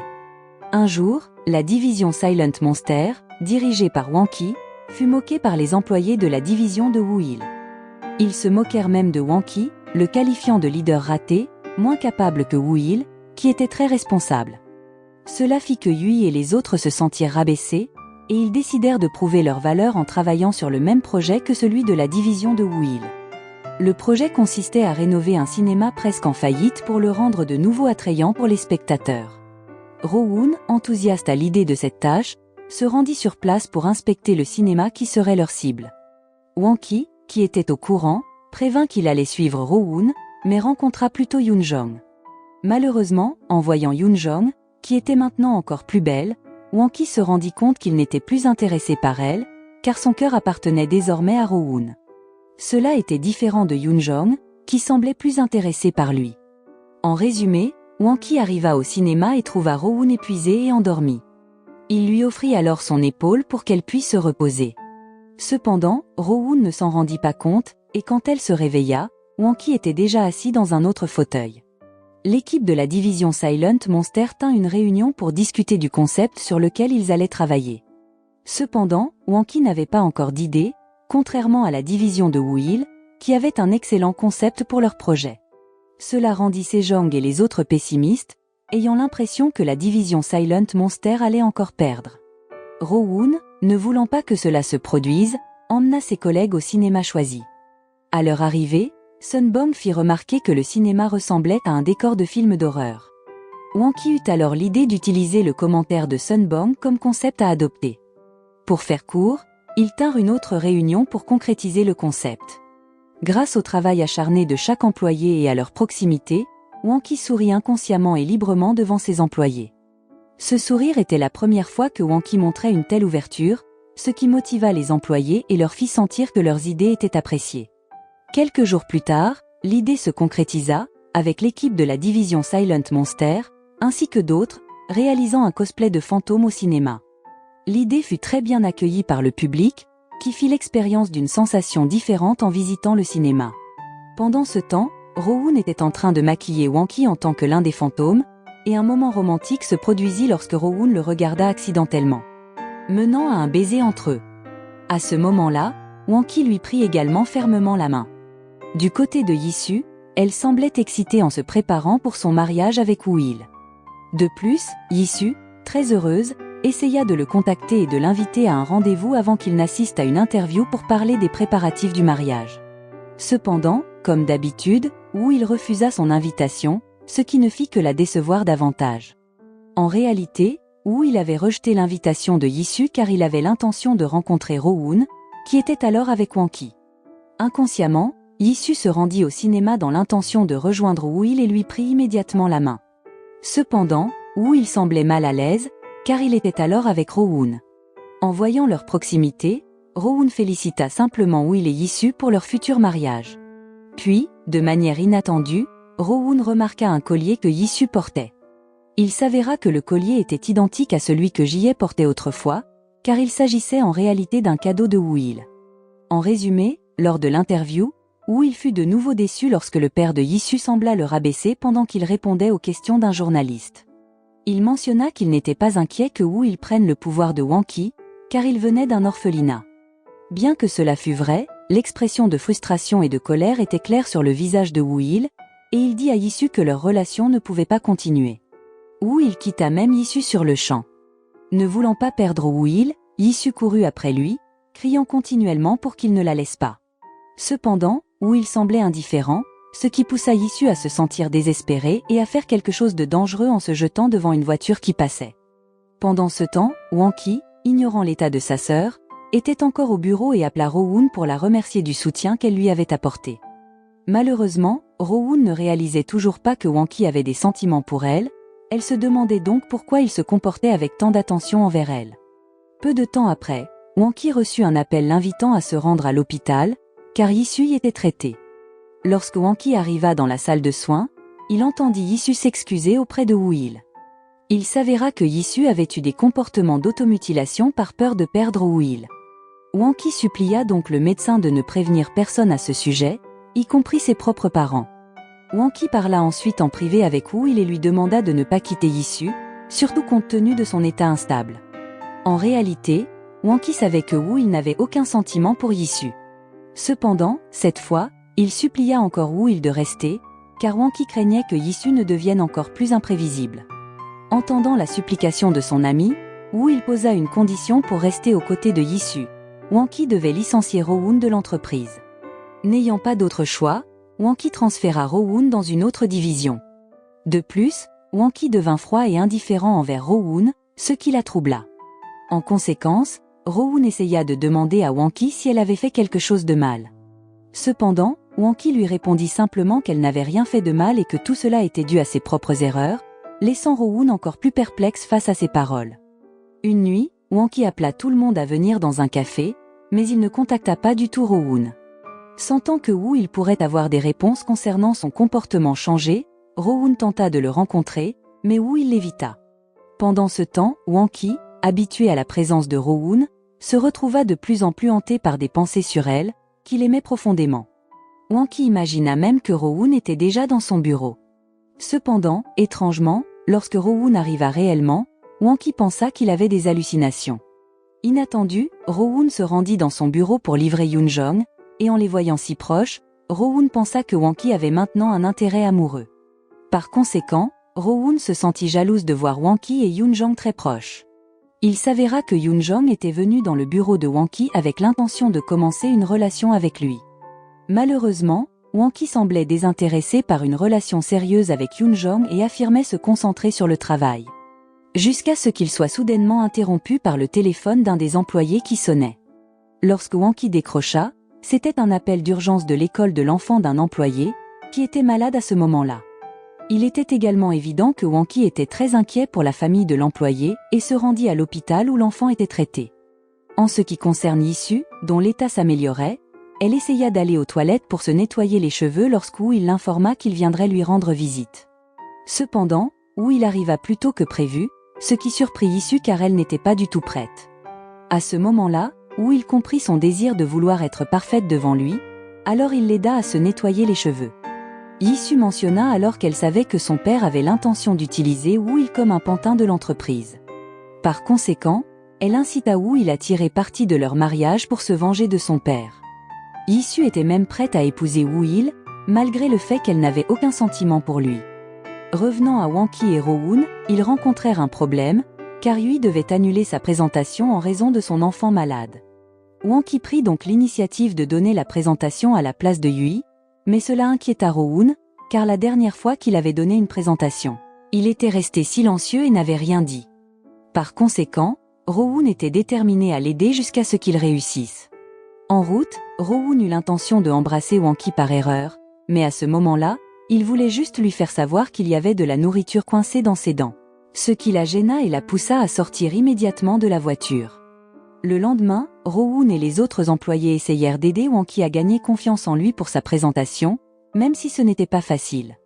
Cependant, Ro-woon ne se découragea pas et invita Wanki à faire un jogging, car cela pourrait renforcer sa confiance en soi. En résumé, après plusieurs jours de répétition, le jour de la présentation arriva enfin. Cependant, Wanki ressentit une anxiété qui le fit paniquer et se cacher dans les toilettes. En voyant cela, Ro-woon tenta de calmer Wanki en lui disant que peu importe le résultat, elle serait toujours fière de lui. Mais soudain, parce que le robinet commença à fuir, ils se retrouvèrent tous les deux trempés. À ce moment-là, emportés par la situation, Wanki et Ro-woon s'embrassèrent. Peu après, Wanki ressentit à nouveau de l'anxiété car il devait faire sa présentation après que Woo-il ait brillé. De plus, Ro-woon, qui l'encourageait toujours, semblait absente. À ce moment-là, Wanki devint l'objet de railleries parce que le script qu'il avait mémorisé avait soudainement disparu de son esprit. Cependant, une lumière provenant d'un téléphone attira son attention, et c'était Ro-woon. En voyant cela, son anxiété disparut et Wanki réussit à donner sa présentation avec aisance. Après avoir terminé, Wanki se précipita pour trouver Ro-woon et l'étreignit en la remerciant. Ro-woon, ressentant quelque chose dans son cœur, lui répondit qu'elle ne méritait pas ses remerciements. Inattendu, Wanki s'effondra soudainement à cause d'une forte fièvre. Alors qu'il se reposait dans son bureau, Wanki s'irrita alors que ses employés venaient un à un le féliciter pour sa présentation réussie. De plus, la performance de Woo-il devint un sujet de moquerie pour les employés qu'il avait sous-estimé auparavant. Après avoir récupéré, Wanki rencontra Rowoon, qui avait l'air anxieuse en l'attendant dans la pièce adjacente. À ce moment-là, il lui avoua enfin la vérité. Il savait qui était réellement Rowoon et à cause de cela, Wanki se sentait indigne d'insister pour être avec elle. Il déclara également que la personne responsable de la mort de Jie et de la rendre malheureuse, c'était lui-même. Entendant ces mots, Rowoon répondit qu'elle savait que Wanki n'était pas à blâmer. Cependant, elle lui demanda encore de lui dire la cause de la mort de Jie. Wanki dit qu'il ne pouvait pas révéler la vérité à ce moment-là et demanda à Rowoon d'attendre qu'il soit prêt. Le lendemain, l'état de santé de Wanki se détériora. Cela surprit Yui, car il allait bien la veille. Il s'avéra que, malgré son malaise, Wanki s'était forcé à se rendre chez Rowoon juste pour nettoyer les escaliers menant à sa maison. Car il s'inquiétait qu'elle puisse tomber à cause du chemin glissant. Pendant ce temps, au bureau, les subordonnés de Woo-il, qui avaient d'abord sous-estimé Wanki, étaient maintenant incrédules de voir leur supérieur facilement vaincu par lui. Par conséquent, Woo-il commença à perdre la confiance de ses subordonnés. De plus, sa frustration grandit lorsque le père de Wanki loua son fils devant lui. En outre, Wanki demanda à Woo-il de révéler la vérité qu'ils avaient cachée sur la mort de Jie. Cela provoqua une réaction émotionnelle chez Woo-il, qui demanda à Wanki s'il se sentait supérieur maintenant et s'il n'avait plus besoin de lui. Cependant, Wanki expliqua que son intention était de découvrir la vérité pour qu'il ne se sente plus accablé et coupable. D'un autre côté, Rowoon était toujours incertaine de ses sentiments pour Wanki, alors elle en discuta avec une amie.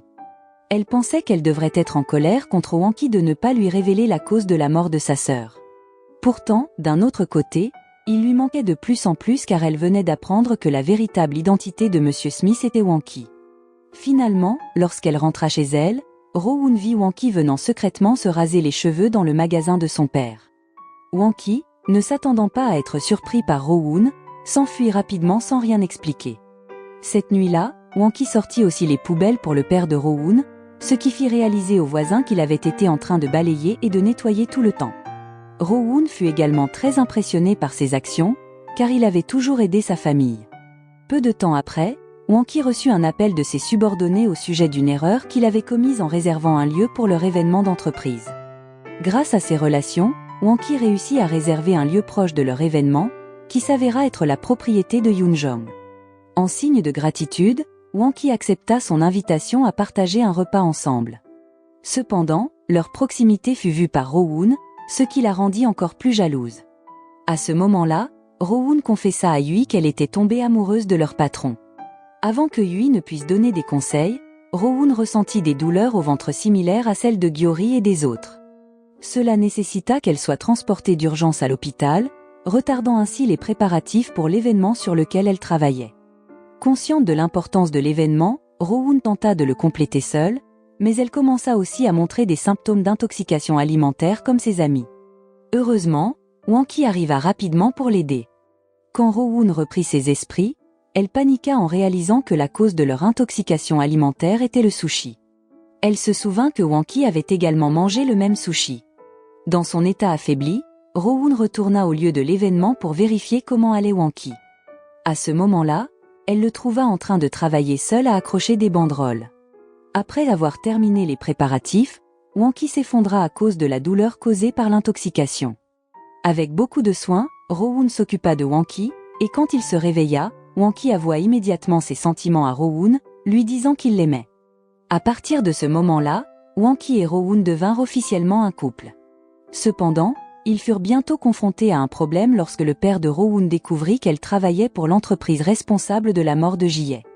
Enragé, le père de Rowoon apporta de l'essence dans l'intention de brûler l'entreprise.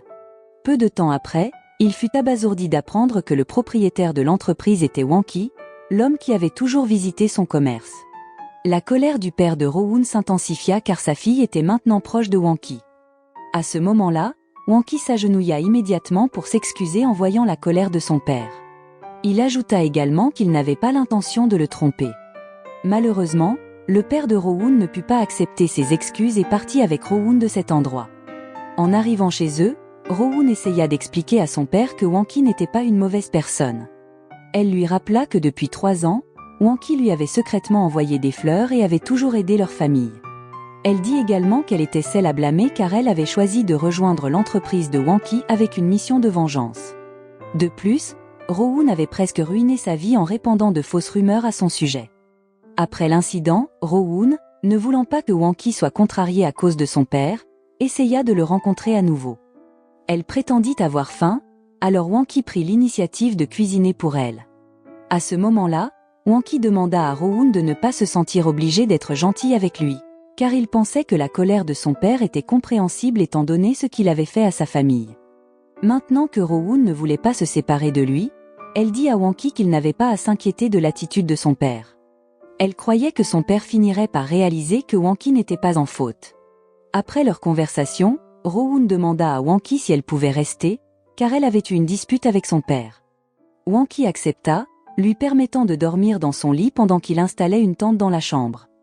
Au fur et à mesure que la nuit avançait, Wanki eut du mal à dormir, étant donné que c'était la première fois qu'une fille qu'il aimait restait dans sa chambre. Finalement, Wanki essaya de montrer son attention en couvrant Rowoon avec une couverture et en ajustant sa position de sommeil. Cependant, Rowoon se réveilla, ce qui causa de l'embarras à Wanki, qui se retira rapidement dans la tente. Le lendemain matin, Wanki se réveilla tard et réalisa que Sunbong était venu dans son bureau. Cela l'inquiétait, car il ne voulait pas que Sunbong se méprenne en voyant Rowoon dans sa chambre. Pour éviter cela, Wanki tenta de distraire Sunbong pour que Rowoon puisse partir discrètement. Cependant, juste au moment où Rowoon s'apprêtait à sortir, Yui arriva, obligeant Rowoon à retourner dans la chambre pour se cacher. Déterminé, Wanki se rendit au centre commercial pour acheter des vêtements pour Rowoon afin que les autres employés croient qu'elle était là pour travailler. En conséquence, ce plan réussit à tromper les 4 autres employés. Plus tard, Rowoon rentra chez elle et constata que les fleurs que Wanki lui avait offertes avaient disparu de sa chambre. De plus, la photo de sa sœur que son père avait également été prise. Cela rendit Rowoon encore plus en colère contre les actions de son père. Sans réfléchir à 2 fois, Rowoon mit ses vêtements dans une valise et planifia de quitter la maison. Elle dit aussi à son père qu'elle ne pouvait plus tolérer son égoïsme et qu'elle choisirait de vivre avec Wanki cette fois-ci. Voyant sa fille déterminée à partir, son père la gifla, faisant pleurer Rowoon qui lui dit que son père savait que Wanki était une bonne personne. Elle mentionna également qu'un jour, Wanki viendrait et révélerait ce qui était réellement arrivé à Jie. Après cela, Rowoon partit et retourna vers Wanki, qui fut surpris de la voir arriver avec une valise. Alors que Wanki s'apprêtait à calmer Rowoon en lui offrant une tasse de thé, ils furent tous deux surpris par l'arrivée de Yoonjong, qui dit qu'elle ne voulait pas rater l'occasion de gagner le cœur de Wanki, ce qui le mit mal à l'aise face au comportement agressif des 2 femmes. En conséquence, ils passèrent du temps ensemble à boire. Lorsque Wanki s'endormit, Yoonjong savait déjà que la fille dans son cœur était Rowoon. Par conséquent, elle laissa un message pour Rowoon afin qu'elle continue à essayer et prenne soin de Wanki. Le lendemain matin, Wanki fut surpris de voir Rowoon juste sorti de la douche, ce qui le mit mal à l'aise. Pourtant, Rowoon voulait seulement lui donner 2 billets pour une exposition d'art organisée par Yoonjong, où ils avaient convenu de se retrouver à l'exposition. Alors qu'Wanki se dirigeait vers le lieu, Yoonjong s'approcha de lui et mentionna qu'elle avait invité Woo Il car elle avait quelque chose à discuter. En effet, Woo Il arriva, et Yoonjong demanda alors à lui parler en privé. Inattendu, son but en invitant Woo Il était de le faire avouer tout ce qui s'était passé avec Jie. En faisant cette confession, Wanki ne serait plus blâmé pour des choses dont il ne devait pas être responsable. Selon Yoonjong, Wanki ne la quitterait jamais une fois qu'il aurait reconnu tout ce qui s'était passé. Cependant, au lieu de regretter ses actions, Woo Il semblait en colère contre Wanki pour avoir révélé son secret à Yoonjong. Woo Il expliqua qu'il ne voulait pas divulguer la vérité car cela rendrait Yisu triste. En entendant cela, Wanki répondit que sa sœur cadette était au courant depuis le début, et que Yisu faisait semblant de ne rien savoir à cause de son amour profond pour Woo Il. Peu après, Yisu arriva et fut immédiatement emmené dehors par Wanki. Dans la voiture, Wanki demanda à Yisu de persuader Woo Il de révéler ce qui s'était passé. Cependant, elle refusa, estimant que cette affaire avait été enterrée pendant les 3 dernières années. En conséquence, Wanki dit que pendant ces 3 années, une famille avait été blessée parce qu'elle avait connu la vérité. Peu de temps après, Rowoon arriva également, faisant réaliser à Yisu qu'elle était la sœur biologique de Jie. Yisu se souvint alors soudainement du passé avant que Jie ne fasse l'impensable. À ce moment-là, Jie avait rencontré Yisu d'abord pour s'excuser d'avoir fait tomber Wu-il amoureux d'elle. Inattendu, Yisu se blessa la main en disant qu'il vaudrait mieux qu'elle n'existe pas si elle ne pouvait pas être avec Wu-il. Après avoir menacé par ses paroles, Yisu apprit plus tard que Jie avait fait l'impensable. Voyant Yisu si pâle, Wanki s'excusa auprès de Rowoon de ne pas pouvoir l'accompagner à l'exposition de Yoonjong. Wanki dit qu'il devait d'abord s'occuper de sa sœur cadette. Rowoon comprit ces mots, car elle s'inquiétait pour Yisu qui semblait être dans un mauvais état. Après cela, Rowoon entra dans le bâtiment de l'exposition, où elle rencontra Wu-il, qui l'informa que Yisu semblait mal en point. Cependant, Wu-il ne dit rien de plus, comme s'il se moquait de son état. Pendant ce temps, Yisu, qui était emmenée chez elle par Wanki, demanda à son frère de s'arrêter. Apparemment, elle se sentait mal à l'aise après avoir appris que Rowoon était la sœur biologique de Jie. De plus, Yisu avait peur de perdre Wu-il si la vérité sur la mort de Jie venait à éclater. Par conséquent, Yisu supplia Wanki de garder tout secret pour son propre bien, afin qu'il puisse rester avec Rowoon. S'il insistait pour révéler la vérité sur la mort de Jie, ce serait comme enterrer l'amour de Rowoon pour lui. Rowoon pourrait même en venir à le haïr. Cependant, Wanki dit qu'il avait déjà décidé de découvrir la vérité et accepterait toutes les conséquences qui viendraient. En rentrant à son bureau, Wanki vit Rowoon endormi, ce qui lui rappela les paroles de Yisu sur le fait qu'il pourrait ne plus être avec Rowoon. Dans sa confusion, Wanki alla voir Yoonjong et demanda des conseils sur la décision qu'il devait prendre. À ce moment-là, Yoonjong conseilla à Wanki de s'en tenir au plan initial, révéler tout en chérissant ses derniers moments avec Rowoon, car c'était tout ce qu'il pouvait faire maintenant. Plus tard, Wanki rentra chez lui et vit Rowoon en train d'essayer de jouer de la guitare. Se rappelant les conseils de Yoonjong, Wanki, qui n'était pas doué pour jouer de la guitare ou chanter, fit de son mieux pour divertir Rowoon. Inattendu, ce petit effort réussit à lui faire sourire. Après cela, Rowoon joua de la guitare pour Wanki, et il s'avéra que sa voix et ses compétences à la guitare étaient assez impressionnantes. Voir cela le rendit triste, car il avait de plus en plus peur que de tels moments heureux ne se reproduisent jamais. Un peu plus tard, Wu-il arriva et demanda à Wanki de le rencontrer dans son bureau. Il s'avéra que Wu-il voulait poser des questions sur ce que Yisu savait concernant sa liaison avec Jie. Wanki révéla alors qu'elle était au courant depuis le début, y compris tous les secrets qui avaient été cachés. Par conséquent, à partir de maintenant, Wanki ne le forcerait plus à rester avec Yisu, car cela n'ajoutait qu'à son fardeau. Wanki promit d'aider Wu-il à assumer ses responsabilités lorsque la vérité serait finalement révélée. Après cela, Wanki se rendit à son bureau et trouva Rowoon en train de l'attendre. Sachant qu'il ne leur restait que quelques jours ensemble, Wanki ne voulait pas perdre de temps. Il décida de faire tout ce qu'il pouvait pour rendre Rowoon heureuse, dont jouer aux cartes. Wanki fit tout, même lorsque Rowoon lui demanda de danser. Sans hésiter, il obéit à toutes ses demandes. Le lendemain, Yisu, qui était au salon, se préparait pour son mariage avec Wu-il. Ensuite, elle reçut un appel de Wu-il, qui lui dit qu'il était déjà à l'essayage de sa robe de mariée.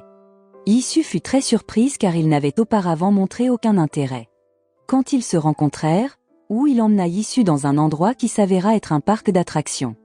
Contrairement à son comportement habituel indifférent, Wu-il était très attentif envers Yisu. Il lui enveloppa même une écharpe autour du cou pour la garder au chaud, puis l'invita à faire un tour de balançoire. À ce moment-là, Yisu, qui ne recevait rarement de l'attention, demanda à Wu-il d'arrêter d'être si indifférent envers elle. Wu-il s'excusa immédiatement et promit de tout avouer à sa famille et à celle de Jie, admettant qu'il était la raison pour laquelle Jie avait fait l'impensable. Yisu, en entendant cela, ne pouvait que pleurer et supplier Wu-il de ne pas la quitter. Cependant, Wu-il la quitta quand même. Pendant ce temps, Rowoon, toujours inconsciente de tout, se rendit au bureau de Wu-il pour lui apporter un cadeau de mariage. Cependant, Rowoon trouva un croquis réalisé par sa sœur. Cela éveilla sa curiosité, et elle voulut lui poser des questions immédiatement. À ce moment-là, Wu-il était en réunion avec la famille de Yisu pour avouer ce qui était arrivé à l'ancienne secrétaire de Wanki. Tout en s'inclinant profondément, Wu-il avoua d'abord qu'il ne pouvait pas épouser Yisu car il était responsable de la mort de Jie et avait même eu une liaison avec elle. Comme forme de responsabilité, Wu-il dit qu'il quitterait la société et renoncerait à tout ce qu'on lui avait donné. Après cette confession, Wu-il s'en alla. Dehors, Wu-il croisa Rowoon, qui tenait le croquis de Jie. Voyant la colère de Rowoon, il admit enfin qu'il avait poussé Jie à faire l'impensable. Peu de temps après, Wanki arriva et essaya de calmer Rowoon. Elle lui demanda alors si ce que il avait dit était vrai, ce à quoi Wanki ne put que rester silencieux car il se sentait aussi coupable. Ayant caché la vérité pour protéger Yisu d'une douleur supplémentaire. Finalement, Wanki réalisa que Yisu était absente et devint extrêmement inquiet pour son bien-être. Wanki quitta alors Rowoon, tandis que il se rendait chez le père de Rowoon pour s'excuser et expliquer la tragédie qui avait frappé Jie. À ce moment-là, le père de Rowoon était en colère et choqué d'apprendre que Jie était morte à cause des actions de Woo-il. Après avoir découvert la vérité, Rowoon se rendit sur le toit où Jie avait fait l'impensable. Alors qu'elle s'apprêtait à jeter le collier de sa sœur, Yisu apparut soudainement et avoua que il n'était pas à blâmer, révélant qu'elle était responsable de la mort de Jie. À ce moment-là, Yisu admit qu'elle avait eu peur que il choisisse Jie, c'est pourquoi elle l'avait menacé. Après avoir avoué la vérité, Yisu tenta de faire l'impensable elle-même, croyant que sa vie n'avait plus de sens. Heureusement, Rowoon la stoppa rapidement, et quelques instants plus tard, Wanki arriva et les emmena toutes les deux du toit. Wanki supplia Yisu de ne pas agir de manière imprudente à nouveau, lui rappelant que la vie ne s'arrêtait pas juste parce qu'elle avait perdu un homme comme Woo-il. Après que Yisu se soit endormi, Wanki expliqua ce qui était arrivé à Jie. À ce moment-là, il exprima son regret, disant que s'il était arrivé au bureau plus tôt, la situation aurait pu être évitée. Wanki remit ensuite les chaussures de Jie, qu'il avait gardées jusqu'à présent. En voyant les chaussures de sa sœur, Rowoon ne put plus retenir ses larmes.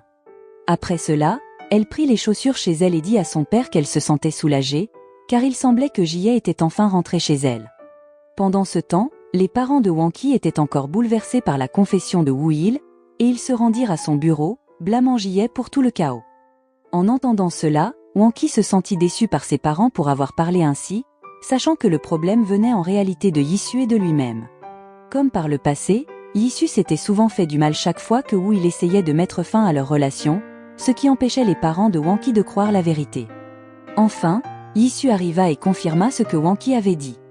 Cela laissa leur mère se sentir coupable de ne pas avoir compris les émotions de ses deux enfants tout ce temps. En résumé, les employés de l'entreprise commençaient à ressentir de l'anxiété, sachant que Woo-il, le patron qu'ils considéraient comme parfait, ne travaillait plus à la société. Peu après, Wanki arriva et dit à ses employés de ne pas s'inquiéter, car il aiderait Woo-il à retrouver son ancien moi. Cette déclaration changea la perception de tous sur Wanki, qui avait autrefois été considéré comme étrange mais était maintenant vu comme un patron sage, même plus que Woo-il. Pendant ce temps, Woo-il, qui vivait désormais dans un orphelinat, reçut la visite de Wanki, qui lui demanda de revenir à la société. Cependant, Woo-il croyait qu'il n'y avait plus de place pour lui au bureau. Peu après, il rencontra Yisu, qui lui confessa enfin qu'elle avait été la dernière personne à voir Jie avant qu'elle ne fasse l'impensable. Cette révélation le choqua, car il s'avéra que Yisu avait poussé Jie à agir de manière aussi drastique. Yisu demanda alors à Woo-il de ne plus se sentir coupable, car tout ce qui était arrivé à Jie était de sa faute. Peu après, Wanki se rendit chez le père de Rowoon pour s'excuser. Contrairement à avant, son père sembla avoir pardonné à Wanki et l'invita à prendre un verre. À ce moment-là, le père de Rowoon exprima sa gratitude envers Wanki pour avoir été honnête sur tout ce qui s'était passé. Le lendemain, il semblait que Wanki était revenu à son comportement introverti, portant le hoodie qui couvrait généralement son visage. Cela préoccupait ses 4 employés, qui s'inquiétaient pour son état, surtout maintenant que Wanki devait apaiser les préoccupations des employés après le départ de Woo-il. À ce moment-là, Wanki fut surpris par l'apparition soudaine de Rowoon lorsqu'elle lui retira le hoodie qu'il portait. Ce geste apporta un certain réconfort à Wanki, car cela montrait qu'en dépit des vérités sur le passé, Rowoon n'avait pas changé d'avis à son sujet. Rowoon resta aussi joyeuse que jamais, ce qui influença positivement Wanki à résoudre les problèmes du bureau. Quelques jours plus tard, Wanki invita ses employés à une réunion et leur expliqua à quel point la société avait besoin d'eux. Il exprima également son espoir qu'ils soient plus enthousiastes dans leur travail. En conséquence, les employés furent impressionnés par Wanki, réalisant qu'il comprenait vraiment leurs sentiments en tant que patron. Après la résolution des problèmes de bureau, Wanki commença à se concentrer sur la réparation de sa relation avec Rowoon, qui était devenue tendue. Finalement, ils purent sortir ensemble pour leur premier rendez-vous. Lorsque Wanki raccompagna Rowoon chez elle, un moment romantique se produisit lorsqu'il lui offrit un collier en cadeau. Cela fit bien sûr tomber Rowoon encore plus amoureuse de Hwan-ki, et elle lui rendit son cadeau par un baiser. De manière inattendue, la nouvelle relation amoureuse devait faire face à un autre défi lorsqu'un homme s'approcha de Hwan-ki alors qu'il s'apprêtait à quitter la maison de Rowoon. L'homme s'avéra être un ami de Rowoon et aussi un proche ami de Ji-hye. Il dit à Hwan-ki que le bonheur qu'il ressentait était immérité, car toute la peine que Rowoon avait ressentie après la perte de Ji-hye était entièrement de sa faute. Au début, Hwan-ki ne comprenait pas les accusations de l'homme, croyant que tout avait été résolu une fois que Woo-il avait tout avoué. Cependant, l'homme révéla que la personne pour qui Ji-hye avait vraiment des sentiments n'était pas Woo-il, mais Hwan-ki. De plus, la raison pour laquelle Ji-hye s'était rapproché de Woo-il était pour en apprendre davantage sur lui. En entendant cela, Hwan-ki comprit enfin pourquoi Ji-hye lui avait envoyé un message peu avant de faire l'impensable. Il s'avéra que Ji-hye espérait que Hwan-ki accepterait de la rencontrer. Mais, comme elle se sentait rejetée par lui, Ji-hye croyait avoir perdu sa confiance, ce qui l'avait poussé à agir de manière aussi drastique. Dévasté par cette révélation, Hwan-ki dit tout à Rowoon. À cause de cette vérité, leur relation ne pouvait pas continuer. Rowoon, maintenant pleinement consciente de ce qui s'était réellement passé, regarda le croquis dessiné par Ji-hye et réalisa que Hwan-ki était celui qui aurait dû l'avoir. Remplis de tristesse, ils se séparèrent même s'ils s'aimaient toujours. Pendant ce temps, Woo-il reçut à nouveau la visite de Yi-su. Bien que leur relation se soit terminée, ils avaient désormais appris à comprendre les forces et les faiblesses de chacun. Woo-il, habituellement indifférent, commença à ressentir de l'amour pour Yi-su en voyant sa sincérité. Finalement, ils recommencèrent leur romance. D'un autre côté, Hwan-ki luttait pour obtenir le pardon de Rowoon, se présentant chaque jour chez elle avec des fleurs. Malheureusement, Rowoon s'enfermait toujours dans sa chambre et refusait de le voir. Le père de Rowoon, remarquant cela, invita Hwan-ki à entrer car il avait quelque chose à dire.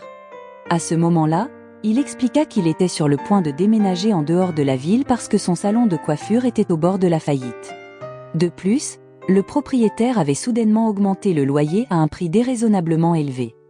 En entendant cela, Hwan-ki réalisa que cela venait de son propre père et confronta ses parents, leur demandant pourquoi il ferait quelque chose d'aussi cruel à la famille de Rowoon. Le père de Hwan-ki répondit qu'il agissait ainsi pour mettre la pression sur Hwan-ki afin qu'il épouse la femme de son choix, qui n'était autre que Yoon-jong.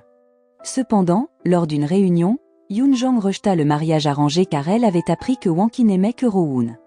Pour cela, Hwan-ki remercia Yoon-jong d'avoir été honnête devant son père. En même temps, Rowoon, sachant que l'entreprise de son père était sur le point de s'effondrer, essaya de passer du temps à l'aider à la promouvoir. Dans le cadre de ses efforts, Rowoon vit Hwan-ki arriver, vêtu d'un costume de panda. Hwan-ki avait l'intention d'aider à promouvoir le salon de son père afin qu'il puisse de nouveau attirer des clients. Malheureusement, ses idées n'attiraient toujours pas de clients. Quelques jours plus tard, 4 autres employés vinrent aider Rowoon. Grâce à leurs idées et leur expérience, ils parvinrent à aider le père de Rowoon à attirer plus de clients dans le salon de coiffure. De manière inattendue, Yoon-jong contribua également en utilisant ses connexions. En conséquence, Rowoon lui fut très reconnaissante, et à ce moment-là, Yoon-jong lui fit ses adieux, car elle s'apprêtait à partir à l'étranger. Avant de partir, Yoon-jong fit une demande à Rowoon, bien s'occuper de Hwan-ki. Quelques jours plus tard, le salon de coiffure du père de Rowoon était bondé de visiteurs, générant des revenus considérables. Pendant ce temps, son père, remarquant que Rowoon avait toujours l'air triste, lui demanda des nouvelles de sa relation avec Hwan-ki. Rowoon répondit alors qu'elle ne pouvait plus être avec lui, même si elle l'aimait encore. Cela était dû au fait que Ji-hye avait aussi aimé Hwan-ki. En entendant cela, son père lui conseilla de vivre sa propre vie et de ne plus penser à Ji-hye. Il lui dit que Ji-hye serait heureuse de la voir mener une vie joyeuse avec l'homme qu'elle aimait. Après avoir entendu cela, Rowoon embrassa son père, le remerciant de bénir sa vie avec Hwan-ki. Pendant ce temps, Hwan-ki se trouva face à un problème sérieux lorsque l'ami de Rowoon, qui travaillait comme reporter, révéla les fautes de l'entreprise. Il découvrit également que le père de Hwan-ki, qui détenait beaucoup de pouvoir, avait caché les circonstances entourant la mort de Ji-hye.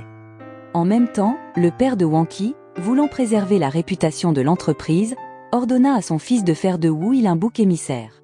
Cependant, Hwan-ki refusa et expliqua pourquoi il était devenu introverti. Son père n'avait jamais compris ses sentiments, privilégiant toujours ses propres ambitions et le succès de l'entreprise. À cause de cela, son père resta sans voix, réalisant qu'il avait effectivement toujours forcé Wanki à suivre ses propres désirs. Plus tard, Wu il visita Wanki dans son bureau, demandant à prendre la responsabilité des accusations des médias. Mais Wanki refusa, affirmant qu'il voulait assumer l'entière responsabilité lui-même. Wanki décida même de démissionner de l'entreprise de son père. De manière inattendue, Wu il continua d'insister pour être blâmé afin d'arrêter les reportages des médias. Cependant, Wanki prit Wu il dans ses bras, lui faisant réaliser qu'il était déterminé à résoudre le problème sans l'impliquer. Finalement, Wanki démissionna et quitta le bureau dans lequel il avait travaillé si longtemps. En partant, il se remémora les nombreux souvenirs heureux qu'il y avait vécus, surtout sa première rencontre avec Rowoon et les 4 employés.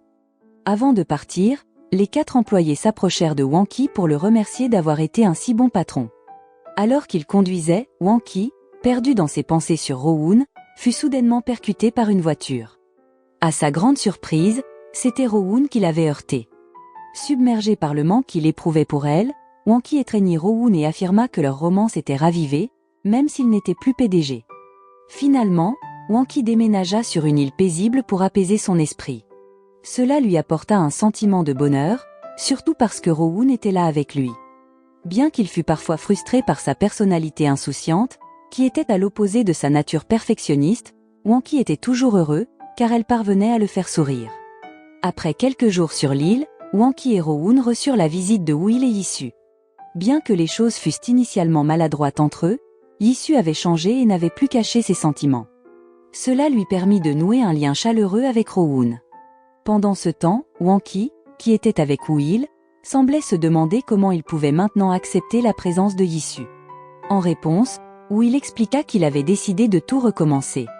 Will demanda également à Wanki de revenir dans l'entreprise, car celle-ci avait désespérément besoin de ses idées brillantes. Surtout depuis que son père avait confié les affaires de l'entreprise à eux. Rowoon, remarquant que son petit ami avait beaucoup de choses en tête, lui conseilla de suivre simplement son cœur. Ensuite, elle lui montra une vidéo réalisée par les 4 employés, révélant qu'eux aussi souhaitaient ardemment que Wanki revienne dans l'entreprise. Car il était le genre de patron qui se souciait profondément de ses subordonnés. En résumé, Wanki décida de revenir dans l'entreprise. Cependant, en première étape, Wanki emmena son père se faire couper les cheveux chez le père de Rowoon. Étonnamment, les 2 hommes parvinrent à nouer des liens, ce qui lui apporta un certain soulagement. Au bureau, les 4 employés étaient ravis de voir la relation entre Wanki et Rowoon, bien qu'ils durent faire semblant de ne pas être au courant.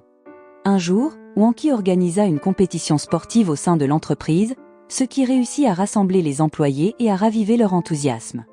Même Will et Yisu aidèrent Wanki à participer à l'événement. Lors de la compétition, Will n'hésita pas à montrer son affection pour Yisu devant tout le monde. De manière inattendue, Wanki avait un plan pour révéler quelque chose à Rowoon. Quand il commença à pleuvoir fortement, Wanki la fit intentionnellement attendre, car il voulait lui faire une surprise.